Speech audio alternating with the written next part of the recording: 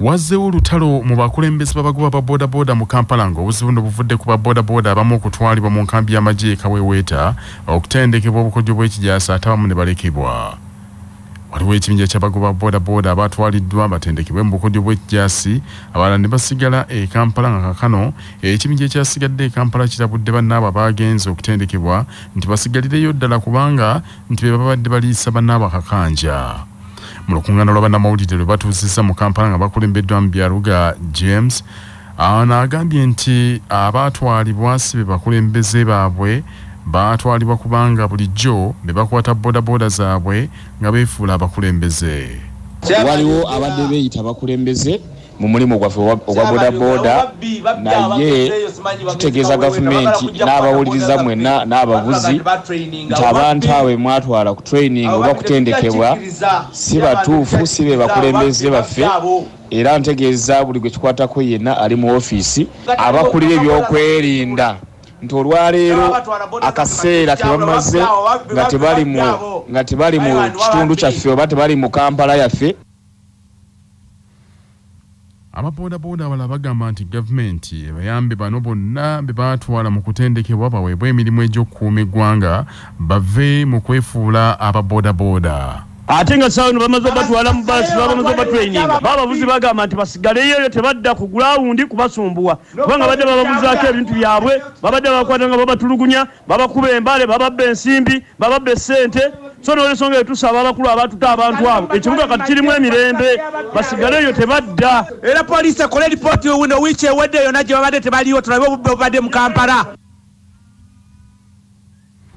Chabasa bwetuukiridde Mawejje Frank omukulembeze wa bodaboda mu Kampala eyakulembedde mu banne abaagenze e Kaweeweeta agambye nti ensonga z'abano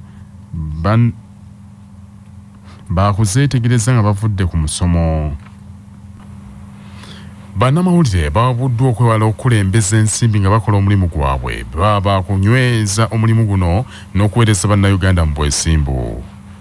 Eyakulirako oludda oluvuganya gavumenti mu Paalamenti era munnamawulire omutendeke Philip Wafulogutu agambye nti waliwo bannamawulire abeerabirira ddala obuvunaanyizibwa bwabwe obusooka obw'okuweereza eggwanga ne bakulembeza kimu kukola nsimbi olwo gye biggweera nga bakoze amawulire ag'obulimba.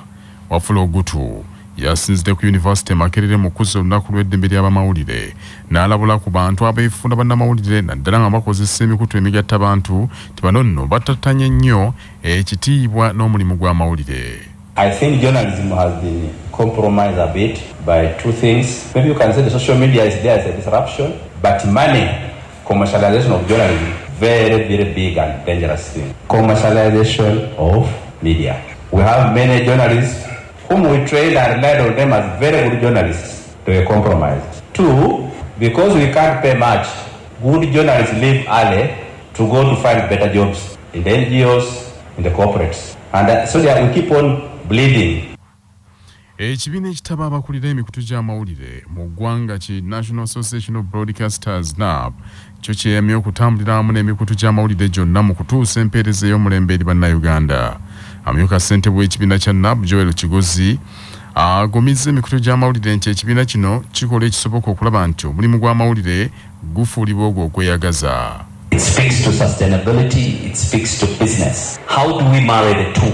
How do we, ensure that they coexist? But it's a challenge. But also I'm sorry I came late, but I took time to really listen to some of the key issues that came out. The key issues to do with, how do we create stories around environment. Today, the global discussion about environment is huge. And as NAB, we want to commit that we are going to continue to dialogue, we are going to continue to communicate. Kizuuliddwa nti abaana abasinga obungi abali wakati w'emyaka 13 ne 17 wano mu Uganda bayita mu bisomoozo bingi mbulamu kyokka ebisomoozo ebyo babisirikira era n'abatamanya ngeri ya kubivuunuka. Bino nno bye bimu ku byakazuulibwa mu kunoonyereza okwakoleddwa ekitongole ekivunaanyizibwa ku byenjigiriza ekya Iwezo n'ogezesa abaana ab'emyaka egyo nga kizuuliddwa nti bangi tebamanyi emigaso na buvunaanyizibwa baabwe eri ebitundu gye babeera n'ensi yaabwe okutwalira wamu.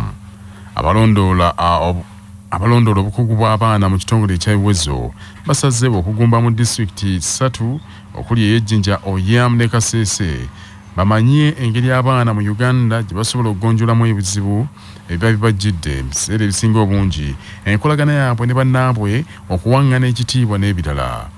Sabiti Fene akulira ebbendobendo ly'e Kasese mu kwogerako ne Kyabasa agambye nkyennyamiza nnyo okulaba nti abaana mu Uganda bakyalina bibabulamu bingi nnyo so nga byankizo nnyo mu bulamu bwabwe bwa bulijjo era ebiseera ebisinga obungi abo bakula ne bafuukira eggwanga ekizibu. Children do not know their community values. Children who do not have community values are going to grow in a situation where they don't respect anything in the society. And finally, these are the problems in the society we have. So those are the kind of challenges we find in most communities in Kasese. We find children who have no self-esteem, even if a child knows something, but to get it out of them, to stand bold and mention what they know, it is very, very difficult. Ono agambye nti oluusi obuzibu buvudde ku bazadde bennyini n'abasomesa abatayambye baana abo kuyiga kimala n'okubalaga ebituufu n'ebikyamu. We are assessing 4 areas. First, we assess three life skills. One of them is problem solving. Most of the children we find in the villages are able to Wanji. Bino bijjidde mu kiseera nga waliwo alipooti eyakolebwa ekitongole kyekimu eraga nti abaana ebitundu 49 ku 100 be bakaluubirizibwa okwejja mu buzibu bwe baba bafunye mu ngeri ez'enjawulo ne bwe baba bazudde okusoomoozebwa kwe balimu so nga abasoba mu bitundu 33 ku 100 bo bakaluubirizibwa n'okuzuula ensibuko y'ekizibu ekiba kibatuuseeko.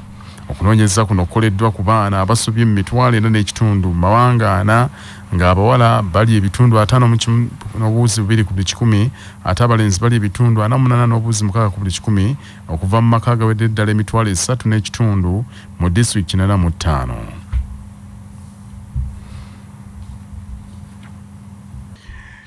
Munnakibiina kya NUP era nga yavuganyako ku kifo ky'omubaka omukyalo wa disitulikiti y'Iganga mu mwaka 2021 Hajat Aziz Hakerewe asekeredde nnyo bannakibiina abatalina mugongo abeeyongera okusala eddiiro.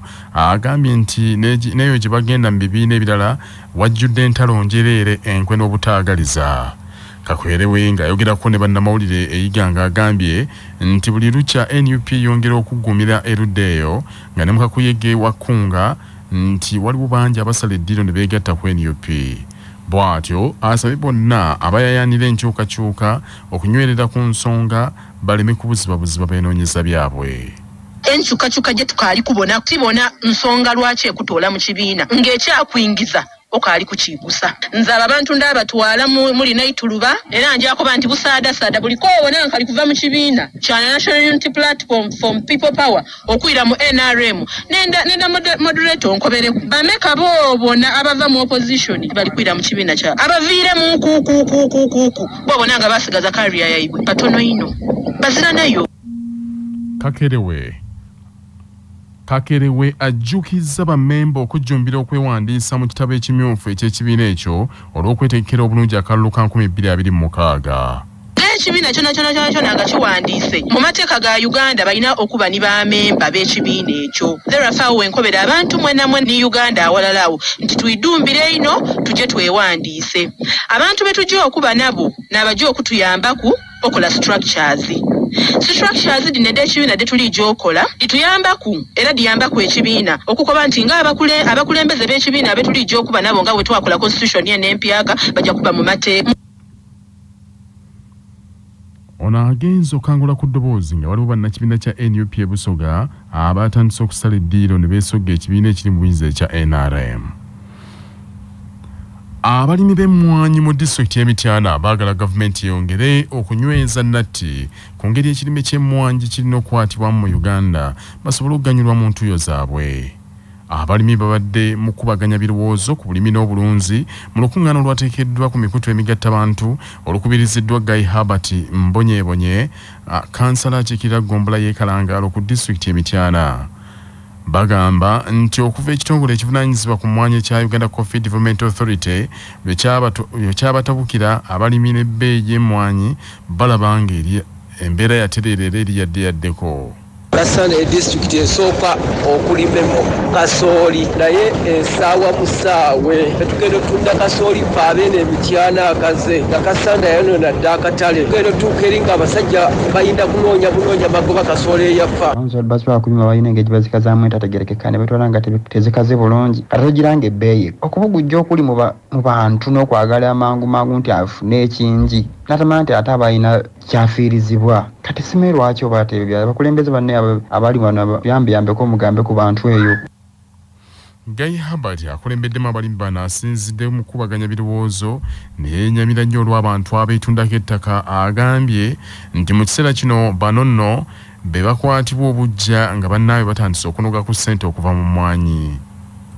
Eddembe erikola eddembe litandika bukimu olw'okuba nti oluusi tubeera bakiri bagayaavu n'olw'ensonga eyo naye tunyiikira obudde bukyali mayinza akatandika butandise kulinnya ate n'emyaka emirala tulabe nti ekyo we zinaalinnyira ekyamazima buli omu ng'alina watuuseeko.